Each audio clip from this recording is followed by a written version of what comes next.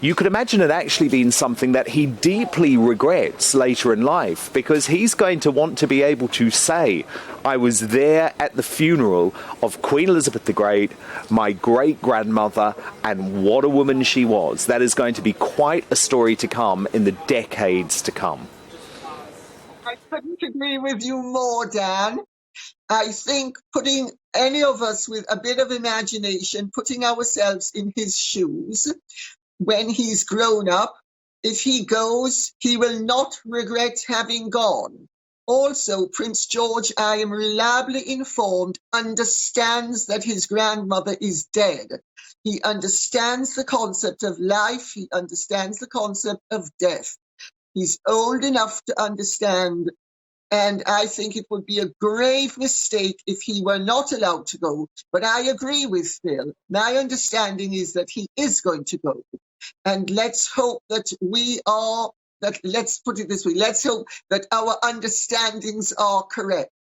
Because I think if he goes, it will be a lifelong benchmark for him. And if he doesn't go, it will be a lifelong regret, because it will be a golden opportunity really very badly missed.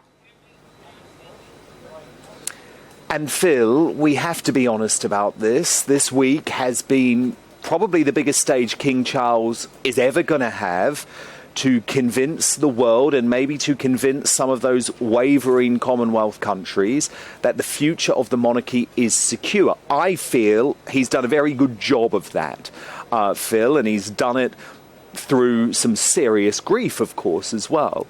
But to be able to see tomorrow King Charles, Prince William, Prince George, it would be a really powerful message, wouldn't it? That this monarchy is strong and it is not going anywhere, Phil. No, that's right. It's sending out a message of continuity, isn't it? And it's securing the Queen's legacy, both for here and also for the Commonwealth. And it's fascinating to me that Jacinda Ardern, New Zealand Prime Minister, and the Australian Prime Minister, they seem to have put off the decision. They're both Republicans, and they say it'll happen in their lifetime, but they don't want to be the ones to do it. So I think there's been a surge in popularity, not only here, but also in other Commonwealth countries. So it's going to be very interesting. Just coming back to George, one group of people that haven't been mentioned very much in this last week are the Middletons. Kate's family. We haven't really seen any of them. And Kate's mother, Carol, is incredibly close to George. She sees a lot more of him than Prince Charles does.